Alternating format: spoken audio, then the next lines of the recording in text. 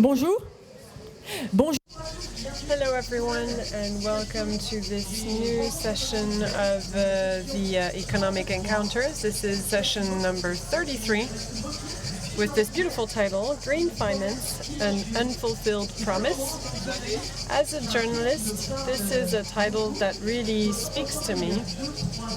Maybe 2-3 years ago you couldn't have met a financier without them talking of impact finance, green finance. About 3/4 of the discussion would be immediately on those topics of transformation of finance, and that has completely changed, at least from my own journalist perspective. It's been a year or two that green finance really isn't among the main topics that are being broached.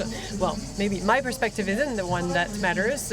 However, that of professionals that work on these topics matters, and they will tell us what's behind that communication tool. Have the priorities really changed, or is green finance still very much at the heart of your professions? We have a little under an hour to talk about this with various representatives of the financial sector.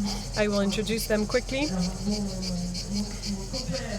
So we have at this roundtable my colleague Olivier Garnier, who's an economist at the Economists Circle, and he will be coordinating and concluding, which is no easy task. Under 1 minute, he will be summarizing that roundtable. Next to him, we have Bertrand Badré, who's the founder of the impact fund called Blue Like an Orange. Bertrand wears an orange scarf around his neck in spite of the heat. He's not taking his scarf off. He's very committed. Next to him, we have Maya Atig, who's Director General of the French Banking Federation. And Maya will be also telling us what French banks do. One of our big strengths is we have a massive bank in France. In Europe, we have large banks who can play a central role. And next to Maya, we have Sophie Paturle, who's the president of France Invest and a co-founder of Demaya, which she's also a private equity investor. So what does private equity do in terms of green finance?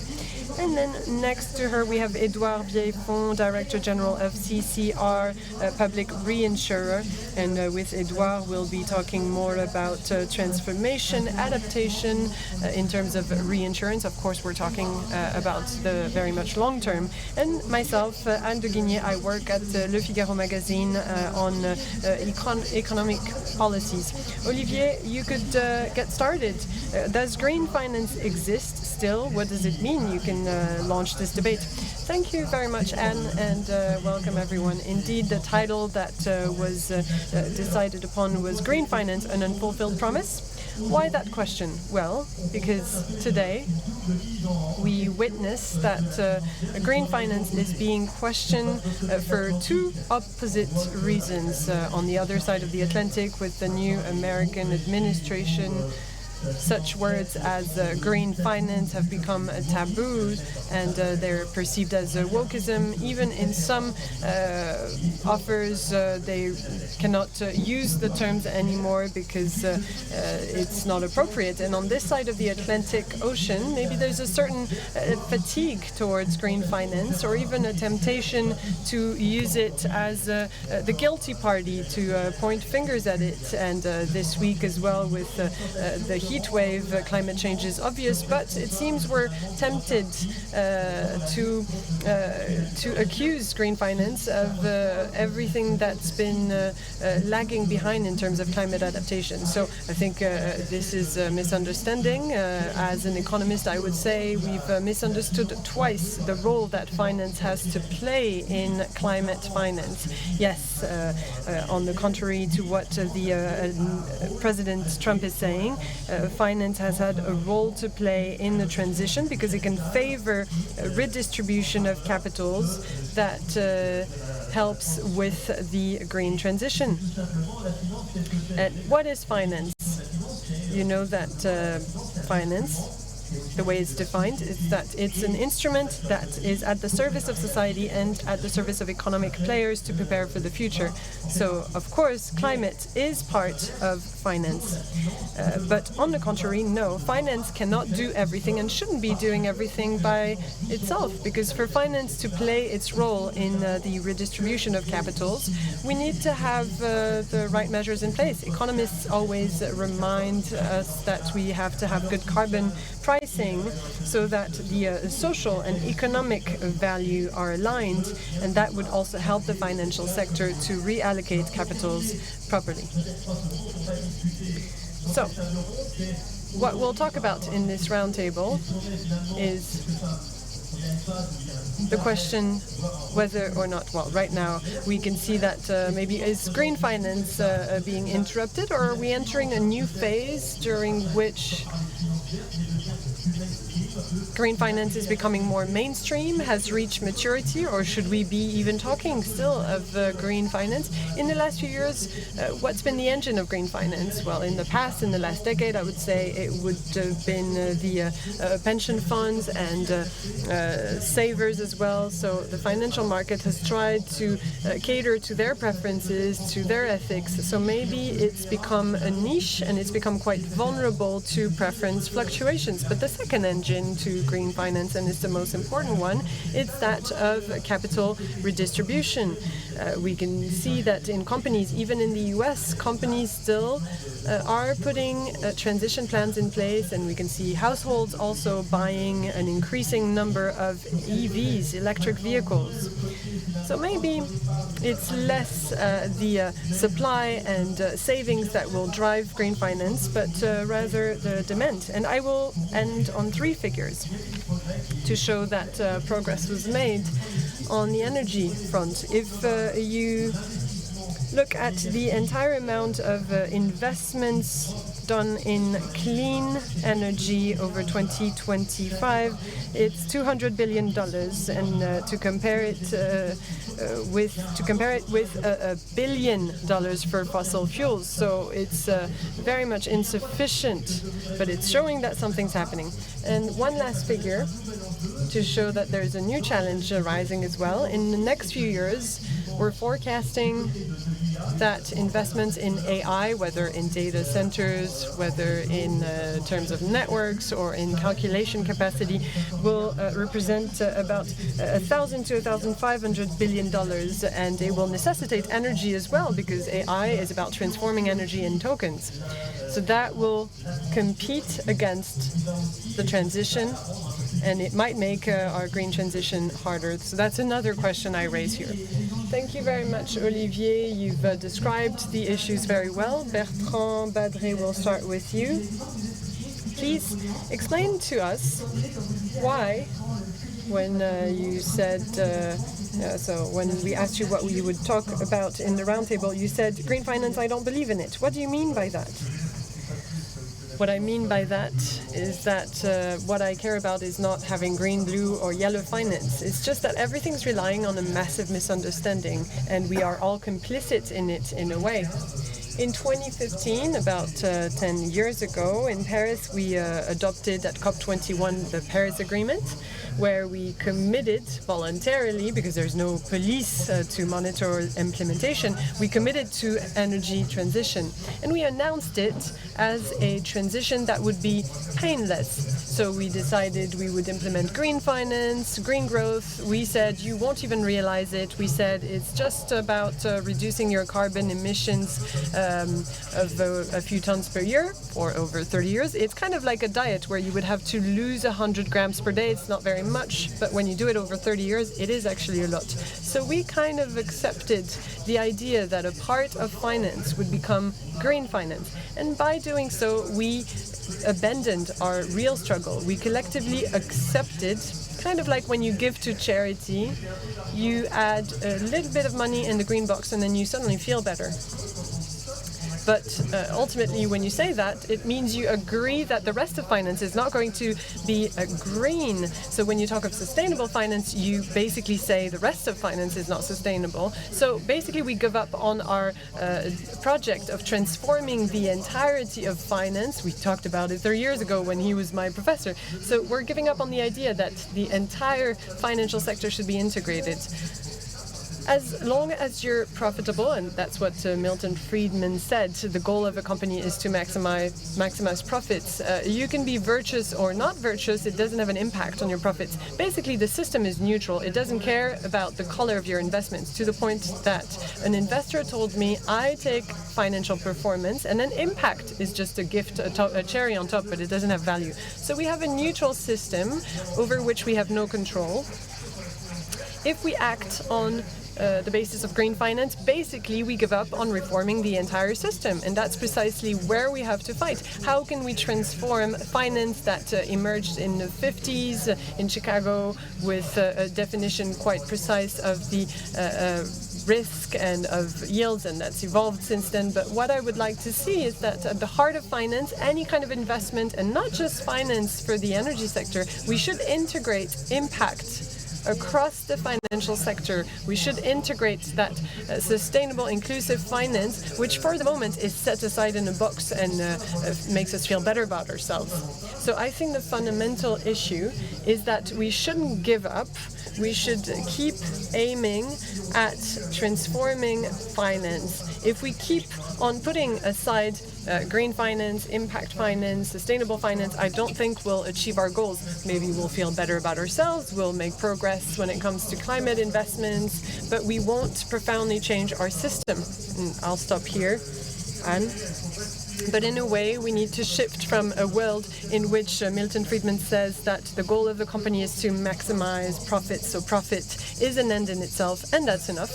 And we need to shift to, and I'm using the formula of British economist Colin Mayer, who was the dean of the Oxford Business School, who said that the social goal of a company should not be to maximize profits, but to find profitable solutions to the planet and its inhabitants' problems.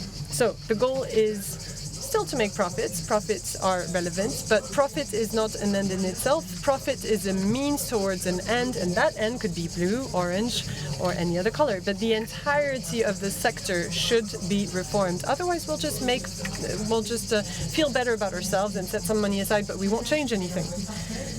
Thank you, Bertrand. Mayatig, perfect. You're right behind Bertrand, or in front of him. So are banks making themselves feel better about themselves with green finance, or are they really transforming the system? I think it's healthy to come back to the origin, as Bertrand did, because in actual fact, a few years ago, in these very spheres, we were struggling to say that, the approach saying there's green finance and there's the rest of finance was a very problematic approach, and the risk was that we would set aside assets, we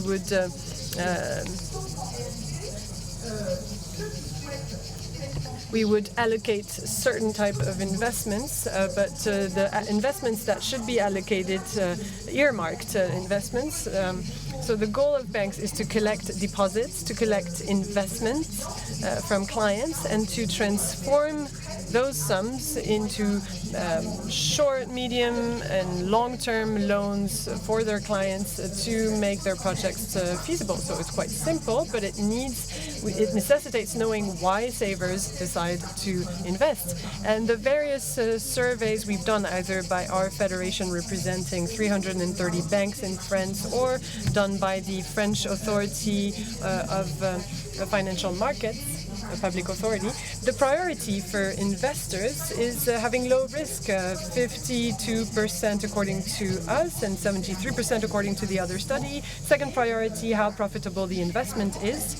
And globally, generally, the ESG dimension, that's the fourth motivation, representing about 12-13% of the motivation for investors. So very few investors have that as a priority.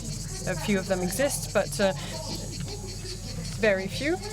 However, a great number of investors want to know the way their investments impact the planet.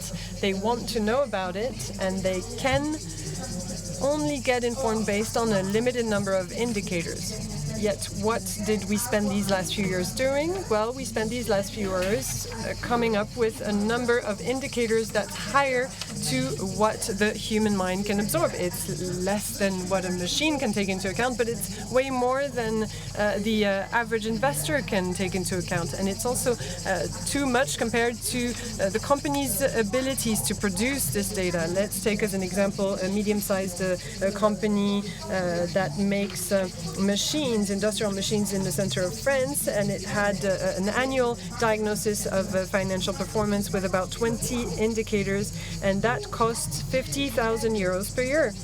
To respect the green finance rules, or at least CRCD rules, it would cost 500,000 euros. So there's a gap of 450,000 euro gap to produce a report with data that will be very barely looked at. So the need is important to know what the impact is. A lot of people want to know what their impact is. However, the means put into place, so those 450,000 euros to produce data, would have been used better to renovate certain production chains, to renovate some buildings, to create, for example, a shade in the parking lot, because people coming to work in these factories still come with a car. So that's the first thing. We've spent a lot of time working on data to certify green finance.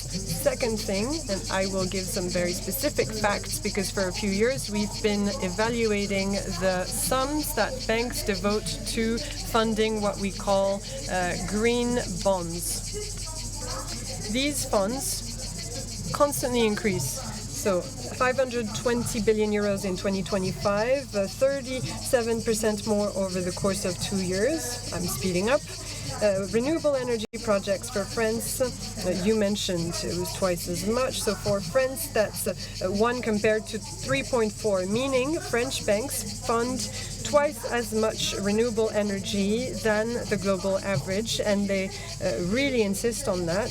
And I also want to say that you have 4 French banks among the global leaders in terms of renewable energy investors. So you have very few sectors in which out of the 10 global leaders, you have 4 of them that are French. Maybe you have 1 or 2, but not 4 of them. So it is a commitment that is very much being honored. It's a commitment on which many people work, knowledge is being produced, risks are being assessed. And in reality, right now, what matters is that projects are developed, because we need to know what to fund. There are many decarbonization projects that, for example, around Fos-sur-Mer, I was in Marseille 2 weeks ago, and they make no progress. So the issue is not the funding, it's the authorizations in that case. Thank you, Maya. Maya was eloquent. So banks are acting a lot. So what about investors? Sophie Paturle, would you say, as your neighbor, that regulation is not necessarily helping? I'm summarizing, but what's happening in private equity? So I will tell us what we do concretely, because private equity, for those who don't know exactly what it means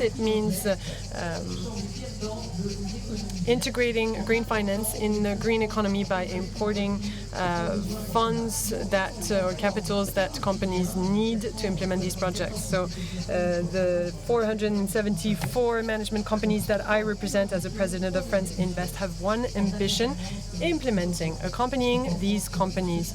So in France, for those who are interested in private equity, we are helping 8,500 companies over the course of 6 years. When we enter a company, when we become a shareholder, it's not in the short term, it's in the long term. Why do I insist upon that? It's because it means we have a sustainable vision.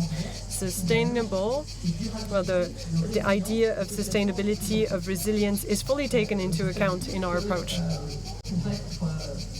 As you all know, in order to be sustainable, in order to constitute a value-added asset, to bring yield to those who give us their investments, then you need to have created a company that's a desirable company. So very concretely, we develop green growth in three ways. We directly invest in companies that come up with solutions to decarbonize, for example. Comes to mind, of course, all companies producing renewable energy, all companies working on energy efficiency, but also green mobility, circular economy. And the number of fields never ceases to increase because the issue of climate change, I think we're experimenting right now the hottest years ever recorded. The negative externalities are getting stronger, meaning that intervention fields are getting more numerous. This means we assist companies that are often innovators with new technologies. So our role is to trust them and to go seek out technologies in institutes and in research labs. In France, we have to say that we have the biggest three research institutes in terms of decarbonization. And someone said it as well. We have major groups that are leaders, global leaders in terms of water, in the sector of energy as well. So our role is to create an entire ecosystem so that these startups can develop. That was the first thing. Second thing, when new technology is being developed, oftentimes it has to be attached to infrastructure. So we have to be able to finance, to fund green infrastructure, renewable energy infrastructure. I recall that we went from 28 to 48% of renewable energy being produced in the last 10 years. Well, of course, the Chinese have done much better than we have. They went from 1 gigawatt per hour to 1 terawatt per hour, but we haven't done poorly. And then the third thing we do is that we help all companies transform so that they can become more sustainable. And by that I mean more decarbonized with value chains and industries that are more resilient. And I would say that the 50 billion euros we invest every year are devoted to these three pillars. So we bring a lot of money into these companies. And so we could say some of these companies companies need to transform, need to be resilient, and as you know, there's an issue with risk insurability these days. But measuring impact, some companies think we still want to make the effort to measure the impact of our green economy transformation. And our subscribers, our investors, many of them request transparency, information, because they want to attach meaning to their investments. So I think currently, for economic reasons, we have an interest in investing in the green economy. I think it's still very important to measure impact and give information on what we do so that finance would get a clear idea of what we need to do. And there are so many other issues. We haven't talked yet of AI, but I think it's very clear when you send a ChatGPT request, you produce 10 times more than you would normally, so the needs are increasing as well. Thank you very much, Sophie. If we were to talk of AI, it would take us the whole day. Just to say, it's another need we need to satisfy, and it has huge consequences. It has huge consequences on the energy sector. Sophie, you've transitioned towards your neighbor when you broached the topics of adaptation and risk insurance in this new climate. I think we've all suffered so much from the heat, not necessarily today, even if it's still quite hot, but in the last few days, even more so. Edouard, you wanted to talk to us about the role of insurance, of reinsurance in the face of climate change. Well, what's funny is that CCR, who's the public reinsurer and is very much known in the case of natural disasters, but not only, has quite a privileged point of view because we are a public reinsurer, so we are an institutional investor, but we're also a preventer and an adapter as much as is possible. We're trying to prevent disasters from happening. we try and work with reinsurance, but we're also advisors. We have a role of advisor to the state to try and see how we can adapt the territory to get less disasters. So when you work as an SME, you have to undergo the constraints that were mentioned in terms of green finance. We've worked on our own sustainability report that was published a few days ago, but with the current standards, it requires a lot of work. That's an important effort, so we've made it, and it was said earlier, and we can tell how for an SME, for an industrial SME, coming up with such reporting, heavy, extensive reporting, is a lot of work. When it comes to decarbonization and adaptation, we've lost 10, 20, 30, 40 years. We could have started it in the 80s. We all know what the story is. And in the end, we started much later, and then we accelerated really fast, kind of like a runner. And then we tired ourselves out because we went too fast on too many things, and now we're reaching the limits of our absorption capacity from companies that need to invest in other priorities like adaptation, but not only. And we've also reached the limits for individuals who are now faced with choices for their own homes, for their own apartments.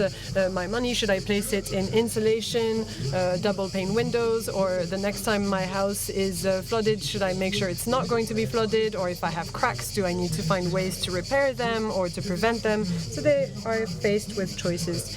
All that to say that I think that in terms of green finance and decarbonization rate, I think the debate is healthy. There was a European debate on CRD as well. So I think by going too fast and too slow, it's normal that then we slow down and need to try and find equilibrium, a balance. It's healthy. Now, the question is, what share will we allocate to adaptation? Because adaptation to climate change, to global warming, well, there are two things. There's, first of all, well, sometimes it's an investment that's done now for in 20, 30 years.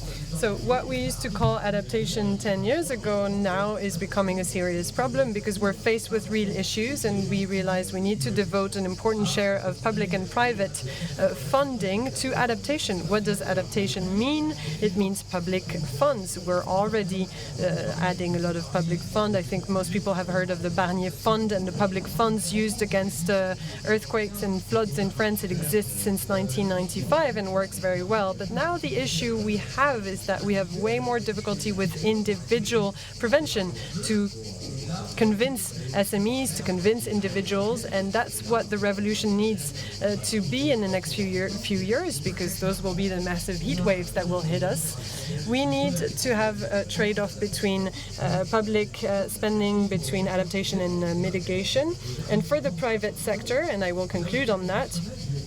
Also, personally, I am quite surprised to see that for the moment, investment is not being thrown at adaptation. If you're looking for prevention and adaptation funds, you can't find them very easily. Decarbonization, you can find them, but prevention funds that will try and protect homes instead of insulating them, for example. The very first one was created by CCR. It's called CCRF. We created it a year and a half ago, and it is now finding targets that are aimed at adaptation. So we try and favor this field, but can you imagine the power of institutional investors around us? Can you imagine that that product doesn't exist yet? So it shows, it gives us a lot of information on priority choices that have been made so far, and maybe we're lagging behind and we'll have to catch up on what we're not doing in terms of adaptation so far. Je peux juste dire à Edouard quand même que I just wanted to reassure Edouard, because in private equity there are funds that are dedicated to climate change. So I will show him a few examples. There are some that are present here, and anyway, there are many funds that are interested in climate change because not acting as a cost. I'm talking about adaptation. We're looking for examples. A typical example would be for a house to find a solution to bring stabilization under the house and to prevent cracks. So that's what I mean by individual planning and prevention. Yes, you're right, with treating land against climate change. Water treatment is also an adaptation measure. Maya, we have business to do together. Adaptation is an ever-present topic indeed. Our bank's working on it. You have 2 minutes, Maya. As I was saying earlier, we do not lack funding for climate change mitigation. We do not lack funds for ecological transition. Banks have dedicated funding. Assessments are being made for each project to see if they're useful. So this is not a controversy session, but Bertrand, you said earlier that we do not take into account the impact. Obviously, rates are not always differentiated. Sometimes there are operations with different rates for various projects. But take a company that doesn't care about environmental sustainability of a project. This company will be soon will be abandoned by banks. So if companies don't care about it, I'm not saying that they can't take up a loan, but they are de-bankerized, sidelined in the banking system. And as you know, as for real estate loans, it is quite difficult to lend money to people who invest in an unsustainable housing, while they can use savings to improve the environmental score of the assets. So, as for adaptation, there have been many advances in this field that was desired by the banks, and we didn't collect and bring together all the data, meaning the insurance data, which means knowledge about proper adaptation, because as I imagine, these technologies are not everywhere and they're not all adequate. But this is a new field of action for banks. They must identify the challenges of each customer, and they invested a lot to know better about adaptation and mitigation challenges. And sometimes I see many sectors, from tourism to chemicals, who work on sectorial adaptation plan, which are not translated into investment plan yet, but they will. And second thing they do, we need to unblock customers. So imagine if you go see a banker and you say, my home doesn't have any value anymore, I need to adapt it to climate change. So what happens then? So we must have more trust and bring together all players, those who are homeowners and repair players. Over to Bertrand. This is not a controversy session, it is true, but I saw you move your head. What happened? There are many things going on in my head. First of all, climate change adaptation is quite a complex issue. It is difficult to be translated in an investable object. So how can you take all these elements and turn it into an investable product? Secondly, and then I will promote my own field of action, in the end, the question of climate and the question of environment is a global one. So it is quite complicated to move from home insurance in a specific territory to the whole world. But this is typically a question that is both local and global. I mentioned the 10th anniversary of the Paris Agreement, and we said that countries from the north would transfer funds to the countries from the southern hemisphere. They wanted to transfer 100 billion, which we realized isn't enough. And I'm concerned because countries from the global south will be the ones who will endure climate change the most. And we're not doing anything for these countries. Not enough funding goes to these countries, and then I can make a connection to geopolitical debates. It makes a contribution to tensions. And we saw it in the US with the dismantlement of USAID. But EU agencies have reduced their credit. There's less aid. There's less investment. And this goes for European and US investment. For their contribution to aid to the global south is below 2%. So there's no aid, there's no investment.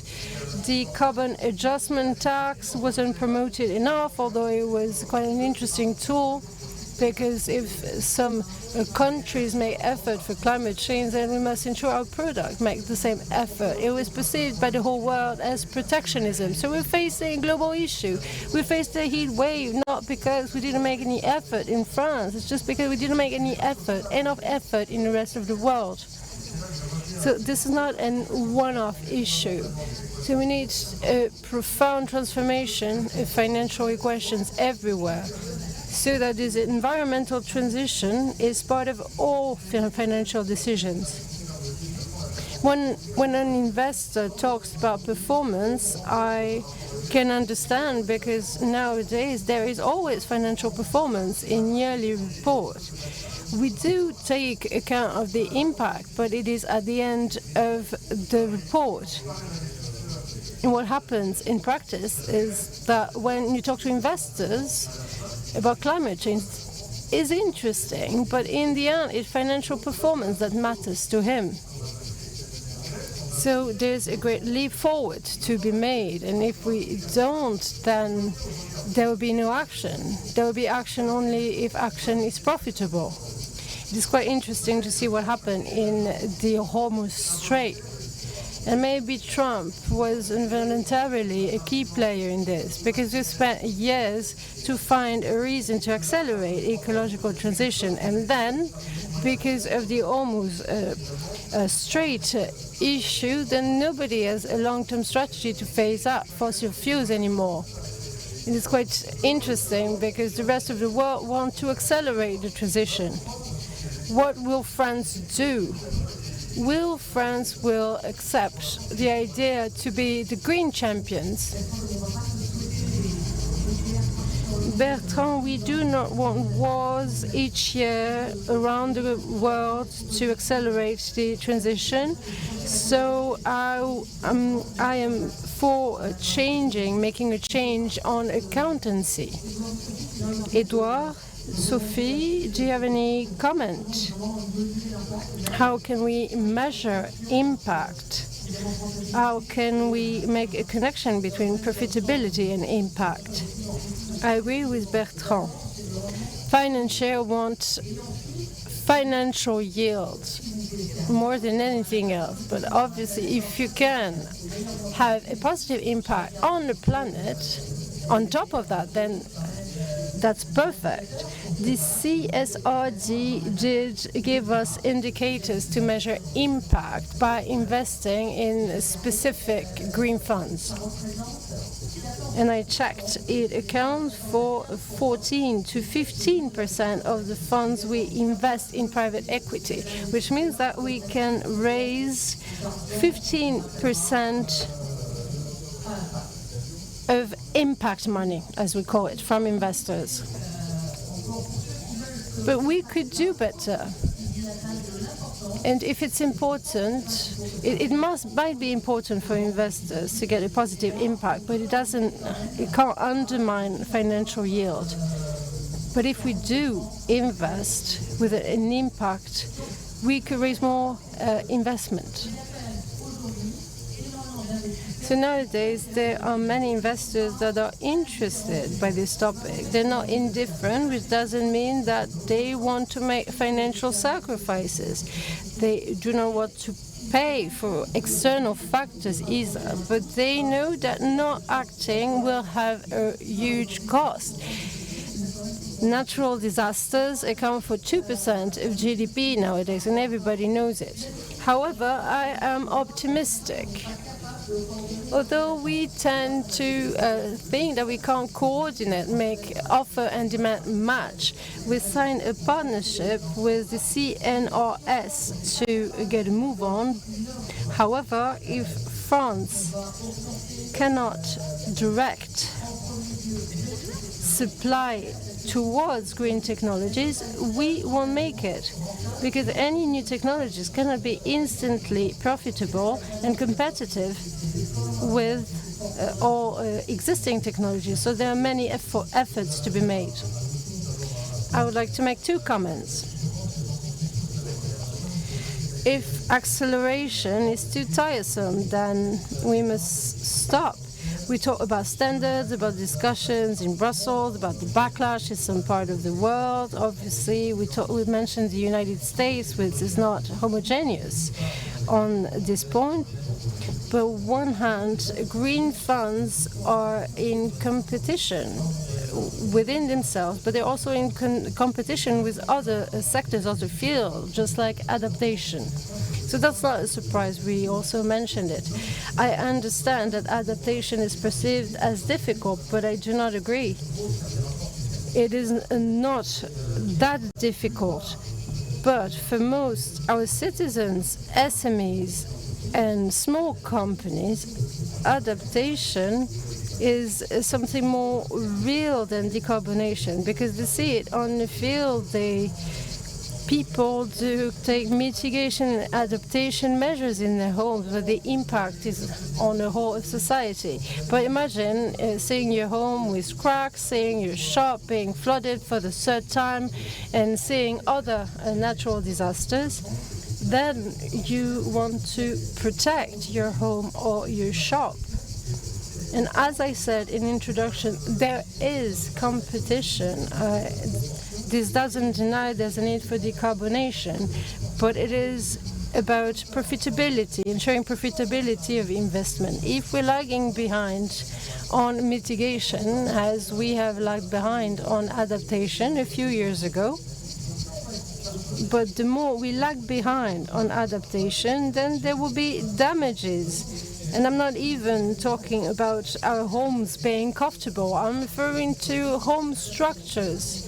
Adaptation is not that difficult. So we need to make a plan, because one day there will be land on which we won't be able to build new homes. Some crops will have to be transferred.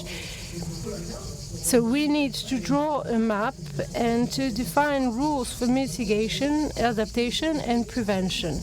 And I think that the challenge we face today is that it would be difficult to make an equal distribution, and we're working with really active insurers. And beyond that, we need to talk about funding. It's just like mitigation. The state will always have a role. If something is not immediately profitable on a financial point of view, but can be socio-economically profitable, then you monetize everything, both the positive and the negative side. Then at the end, when you make a global and overall calculation, which means preventing cracks in French homes, then at the end the social profitability rate is positive and even great. So there's an opposition between private and public funding. But it is not that complicated on the field, and there is profitability that could be documented. Thank you, Edouard. I didn't say that adaptation was complicated. I said it was complicated to turn it into an investable product, because socio-economic profitability isn't everywhere. So there will be nobody ready to invest in it, except if we integrate external factors and profitability. So if we don't take into account these external factors, if we keep on compartmentalizing these investments, then there won't be any progress. Everybody knows what adaptation is, but as you can see, we always need the state and distribution models. Traditionally, France has always been good at socio-economic calculation and hope it will stay this way. But private investors don't care about socio-economic calculation. But it is important for the state's decisions. Apologies, I'd like to take some questions in the audience. Maya, do you have a comment shortly? Yes, I'd like to complement what was said. I would take an example from the Paris Agreement. This isn't an example of adaptation, but of immediate positive impact. It is about transforming what we did in the past for cooling engines, and we don't do it with plain kerosene. We do it on field with electrical devices. So we have decarbonated, that was identified by a process assessment of the whole of the aviation industry. There was a full assessment that was made for France and abroad. So if we want to be positive about our role abroad, there have been assessments that have been made for each sector to find solutions that can be punctual, temporary solutions, for example, electrifying a part of the processes, but that can be replicated in many countries. So this is a motive of hope for engineering. And today we need to see real projects emerge with real impact to know where we can allocate our money efficiently. Thank you very much for this moment of hope. We have time for 2 questions. So we'll take the question from the first row, which is quite unfair. So you can ask your questions. There are 3 questions. Please introduce yourself and be brief. My name is Véronique Allouin. I was subjected to endometriosis because of dioxin. I am against incinerators. Do you know what incinerators do? They burn. Please, you have the right to take the floor, but please ask a question to a panelist. Nobody wants to talk about it. Mr. Muselier said, oh, you want some coal? Another one asked me what I wanted. Mr. Muselier isn't here. And nobody wants to talk about it. 3 pages were published in Libération. Another article was published in Le Monde. Mrs. I, apologies. Do you know what incinerators do? They burn wood. They're considered as renewable energy. Madame. The interpreter apologizes. The mic is off. Sujet important, s'il vous plaît. No. Apologies, madam. Green finance is an important topic. Pardon. Madame, ce n'est pas correct. Pardon. Voilà, monsieur, une question rapide. Brief question over to you, mister. Beyond the question of green finance, there is the question of reducing funding for fossil fuels. So what role can central banks play in that field? And here's the second question. You didn't introduce yourself.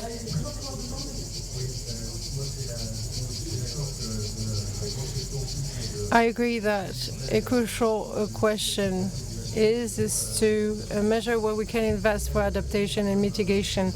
And as for adaptation, there is an issue in our philosophy in Europe and particularly in France, because adaptation requires investment. And investments are often blocked for philosophical administrative reasons. Take the issue of water, which is crucial. Can you ask your question? There is an issue. We need to adapt regulation to enable adaptation. And here's my question. Is there any lobbying to encourage adaptation infrastructure? So here's the first question from my end. The second one is for Sophie. Be brief. Otherwise, we will do without the conclusion of Olivier. Coal, 0.01%. There has been a gradual fall. Hydrocarbons, 0.28% of bank reports, while this sector represents 53% of energy consumed, and there has been a fall of 20 to 30% each year, so it is a constant fall, and no French bank is in the top 20 of the global market for fossil fuel investment, which is on a fall. Ouais, c'est Sophie sur adaptation et fonds. So Sophie, adaptation and funds. I'll talk about adaptation and regulation. But there's also the issue of permits, because for some projects require permits, construction permits, public surveys. And France is really slow on this type of processes. We're among the slowest. And we're trying to raise awareness among our politicians and administrations. There has been slow progress, indeed. And we hope we'll manage to send a strong message during a pre-election period, because we're not doing well, which is a major drawback. And there is a heavy regulation weighing on our infrastructure. Olivier, some words of conclusion. That won't be a conclusion, really, but my takeaway is that there's a consensus that says that we need to move away from green finance as an investment to green finance as aiming to support economic transformation. But how should we proceed? And I would like to emphasize 2 points that were brought up during the discussion. First of all, adaptation. And while I listen to you, I realize we're far away from reaching our goal, because there's a competition. There's much fun competition because of climate, and there's competition with funding for digitalization and defense. So on top of that, there's also adaptation and mitigation. And then there's also the question of external factors. How can we price the social value? Then Bertrand raised the second question, which is beyond France's case, how can we act on a global scale? Because climate change isn't a exclusively European question. It is a global one, and we haven't made enough progress on that field. And Olivier, you're being pessimistic for these words of conclusion, but we must also retain that there was a message of hope being sent during this session. So thank you to the panelists, and thanks to the members of the audience that asked questions.